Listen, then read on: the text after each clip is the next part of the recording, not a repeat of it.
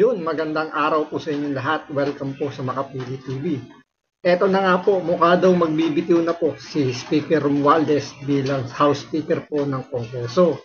Pero wag po kayong magsaya masyado kahit na mag-resign na po si Speaker Romualdez dahil hindi naman totally mapapalitan ang liderato po ng Kongreso dahil ang papalit lang naman po sa kanya ay yung kanyang partidong inilagay po bilang mga Deputy House Speaker.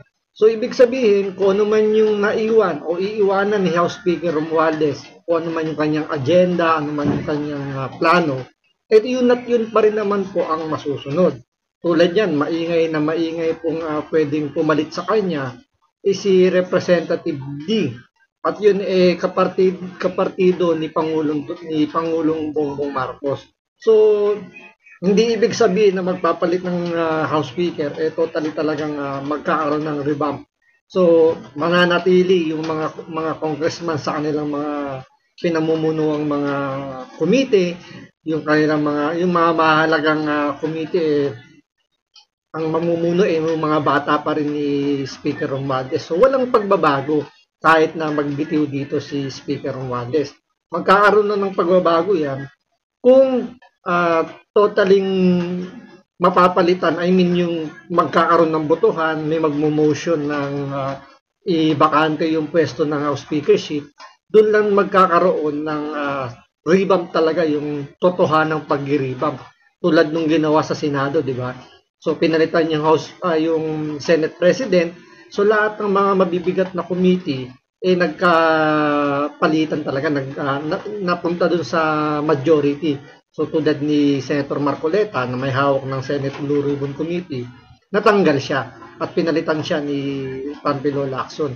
So, ganito yung mangyayari sa House of Representatives kung mapapalitan talaga ng dumaan sa botohan. Pero kung mag-resign lang si Speaker Romualdez, walang pagbabagong mangyayari. So, yung separation of power ng legislative tsaka ng executive, hindi talaga nangyayari kung ganun lang yung magiging sistema ng pagpapalit ng liderato ng Kongreso. So ito, panoorin po natin itong balitan to para magkaroon tayo ng konteksto pa kung ano yung magiging sistema ngayon kung hindi mapapalitan si Martin Romualdez sa pamamagitan ng botohan. So ito, panoorin po natin itong balitan to at himayin natin kung ano yung pwedeng mangyari. Pero syempre, bago ang lahat, kung hindi ka pa nakasubscribe sa Makapili TV, baka naman pwedeng pakipindot po muna yung subscribe button at the same time. Palike na rin ang video, wala namang pong bayad dyan. Kaya pindot na. So ito, panoorin po natin itong balitang to. Rosalie, ano ang detalye sa inaasahang pagbibitiw sa pwesto ni Speaker Romualdez? Aga kinumpirma ni House Deputy Speaker at Antipolo 1st District Representative Ronaldo Ronnie Puno ang inaasahang pagbibitiw sa pwesto ni House Speaker Martin Romualdez ngayong araw. Ang issue binuksan sa kanilang mga political party leaders bago magtungo sa Malacanang kahapon si House Speaker Romualdez. Ang inaasahan namang papalit sa mababakanting posisyon ay si House Deputy Speaker at Isabela 6th District Representative Faustino Boji D. III, ang kasamahan sa Partido Federal ng Pilipinas ni Pangulong Ferdinand Marcos Jr. Pakinggan natin. Diba? Ang papalit kapartido ni Bongbong Marcos sa Partido Federal ng Pilipinas. So anong mangyayari? Kumbaga, anong klaseng lokohan to na pambubudol na naman yung ginagawa sa mga Pilipino na keso napapalitan si House Speaker Romualdez dahil sa initiative na naman ni Bongbong Marcos. Pero ang katotohanan, parang lalabas dito itong si Congressman D, parang puppet lang to. Siyempre, kung ano man yung naiwanan ni Speaker Romualdez, itutuloy niya lang. Siyempre, susunod pa rin siya sa presidente dahil siyempre ang party chairman nila, si Bongbong Marcos. So kung ano yung iuutos si Bongbong Marcos, since mag-resign si Romualdez, dahil siyempre alam naman natin ang nagpapatakbo ng Pilipinas ngayon si Martin Romualdez, hindi naman si Bongbong Marcos. Pero dahil nga mag-resign nga si Romualdez, so ang papalit na talagang tatayong mamumuno na talaga presidente na si Bongbong Marcos dahil siya yung party chairman ng Partido Liberal, tapos ang ipapalit na speaker galing sa partido ni Bongbong Marcos. So pambubudol na naman itong ginagawa ng administrasyon ni Bongbong Marcos. Masabi lang na pinagbigyan niya yung kahilingan ng mga Pilipino, ng mga kababayan natin, na magpalit ng speaker dahil nga sa garapalang pananamantala, di ba? Garapalang korupsyon sa gobyerno natin ngayon para masabing crime buster, hindi naman crime buster, corruption buster pala, itong si Bongbong Marcos. Kunyari, isinasakripisyo niya na yung pinsan niya. Pero ang katotohanan niya, baka tinutulungan niya pa si Romualdez na maka-escape na.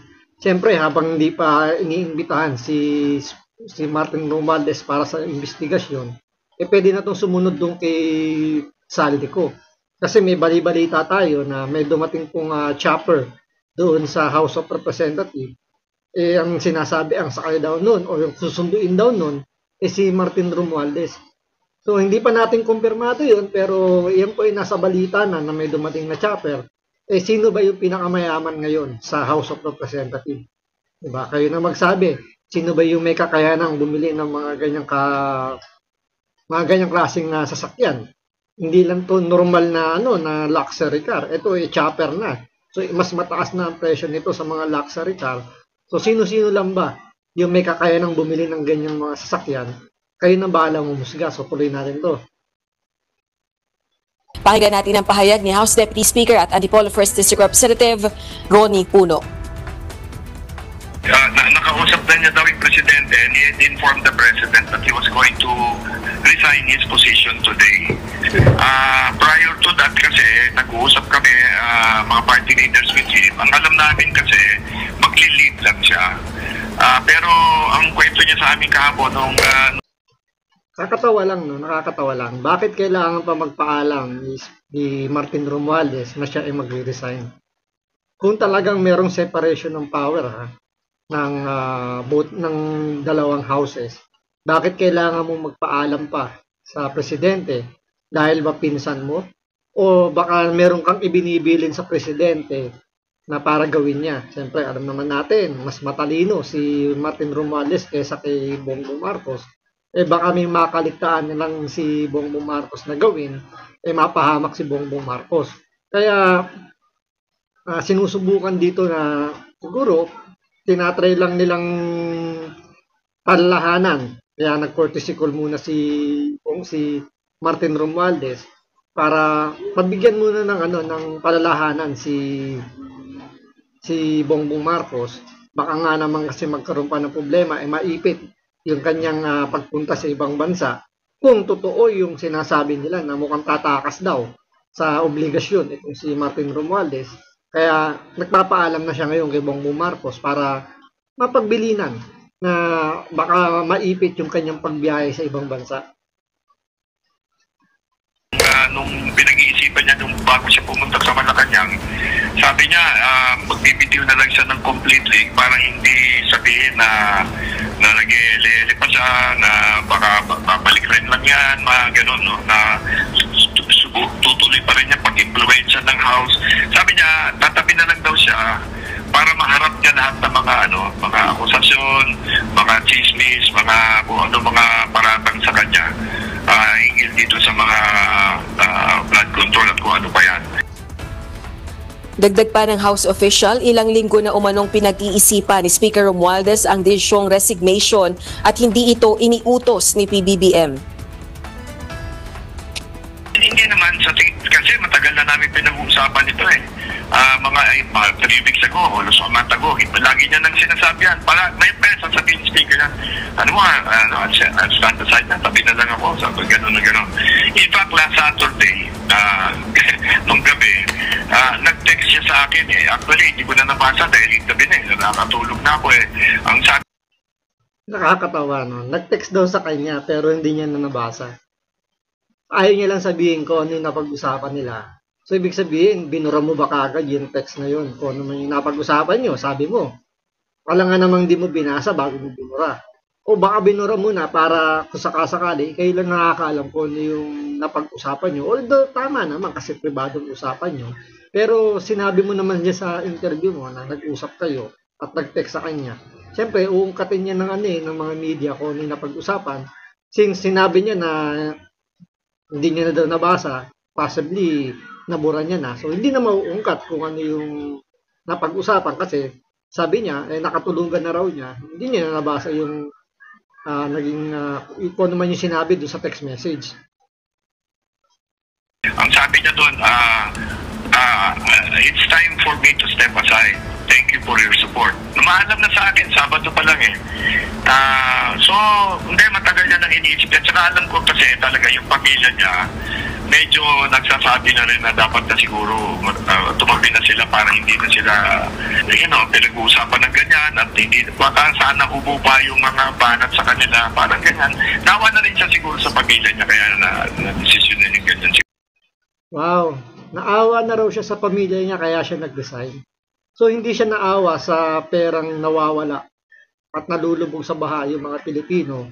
Mas naawa siya dun sa pamilya niya na binubugbog o ng pagmabatikos.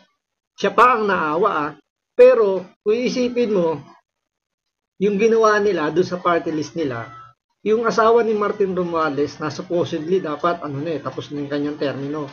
Pero nakabalik sa pwesto dahil inilipat doon sa party list. Doon sa party list na tingog party list, pinag-resign yung mga ibang miyembro para makapasok tong asawa niya. So, sa delikadesa, sila pa yung nahihiya ngayon na binubugbog ng batikos. Di ba dapat mas mahiya kayo sa taong bayan na lumulubog sa baha every time na umuulan na malakas, may bagyo, yung Pampanga at Bulacan nga wala ngang baha pero walang ulan pero binabaha pa rin. So dapat doon kayo mas mahiya kasi nauubos yung pera ng taong bayan. Panggastos doon sa flood control. Pero bakit ganun pa rin yung sitwasyon? Hindi naman sabihin na wala kayong kinalaman sa pagbibigay ng allocation doon sa mga flood control project.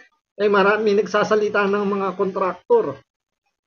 Yung nga lang, hindi lang binibigyan ng pansin kasi ang tinatamaan, yung House of Representatives, mga congressman.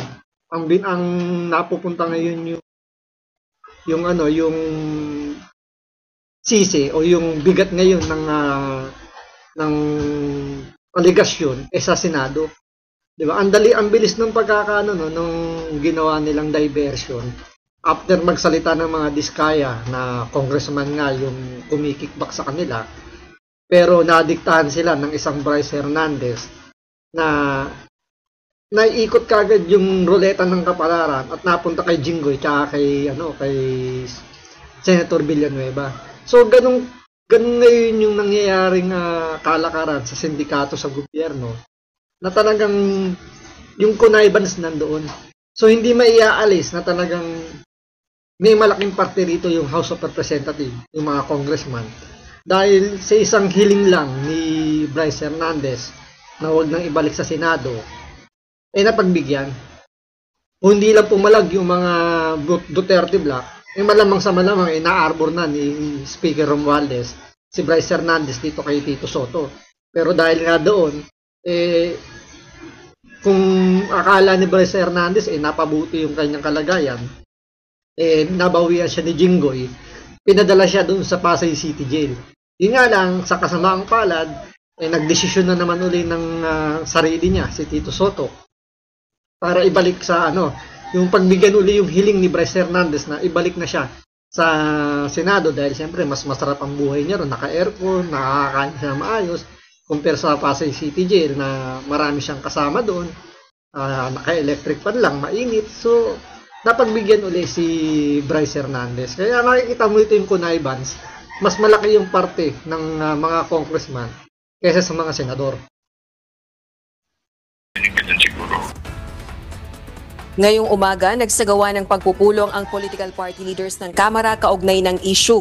Ibinahagi naman ni House Deputy Speaker at Zambales 1st District Representative Jay Kong Hoon ang ilang napag-usapan. Speaker Romualdez is in a good mood. Teka lang itong si Congressman Kong Hoon, itong sinasabi kaya niya ito talagang totoong nangyari o chismis lang. Kasi naaalala ko nung nakaraang hearing ng Quadcom kahit chismis lang pwede ka na magsampa ng kaso. So mahilig sa chismis itong si Congressman Kong Hoon. Ito kaya sinasabi niya ngayon talagang nangyari o chismis lang ang narinig niya at ikinikwento niya lang. Pakiklaro lang po muna, Congressman Kong-hun, kung yung statement mo yan, chismis o talagang nangyari. Good mood. At okay naman siya. Nakapag-usap na sila ni incoming speaker Bob CD. At tapos lang ng leadership meeting. So everything's well. Right now, we want to keep the house in order. Siyempre, mas maganda na stable at saka kailangan din priority siyempre yung budget ng ating presidente at kailangan tuloy-tuloy lang yung trabaho. Tingnan nyo, no? Bago mag-resign si Martin Romualdez, o bago siya mapalitan, kasi may naririnig tayong mga balita na magkakaroon nga raw ng pagbabakante sa pwesto niya. Baka hindi matuloy yung pag-upo nito ni ng baka umupo to saglit lang. Ang ginawa nila ngayon dito, minadali nila yung budget ng Office of the President para hindi na maharang. So bago mag-resign si Martin Romualdez, inaprobahan na muna nila yung budget ng Office of the President para wala nang question bago man lang magpalit ng liderato. Kasi kung mapapalitan nga naman si Martin Romualdez sa pamamagitan ng botohan, pwedeng mabaliktad yung tradisyon nila, baka harangin na bigla yung budget ng Office of the President. Kaya ito, nanggaya na mismo sa bibig ng mahilig sa chismis na si Congressman Kong-hun. Siya may sabi niya na hindi ako kasi nung sa TRICOM naaalala ko talaga yun, na nakarinig lang ng chismis, pwede na magsampa ng kaso. Diba? So sabi niya, yun nga, inantay mo na maaprubahan mo na yung budget ng Office of the President bago mag-desisyon daw si Martin Romualdez na mag-resign muna o ilipat din muna yung kanyang kapangyarihan sa kapartido ni Bongbong Marcos. Aga, yung formal na pagpapalit sa liderato dito sa Kamara ay magaganap mamaya sa sesyon sa plenaryo ng Kamara alas 3 ng hapon. Balik sa iyo, Aga. So yun, mamayang alas 3 ng hapon, magpapalit na nga ng liderato. It's either yun nga, si Congressman D, yung umalit kay House Speaker Romualdez, o magkaroon ng botohan uli para mapalitan na yung buong liderato. Kasi magkaiba nga po yung sitwasyon na pag-resign ni Martin Romualdez kaysa dun sa talagang babakantein, dun sa pamamagitan ng motion na ibakante yung pwesto at magkaroon ng botohan uli. So yan ang abangan natin ngayon kung sino yung papalit kay Martin Romualdez, kung ito ba si Congressman D o magkakaroon ng botohan para sa panibagong speakership ng House of Representatives. Pero wag ko kayong masyado magpakasaya kasi pwedeng isa sa mga diversionary tactic ng administrasyon ni Bongbong Marcos.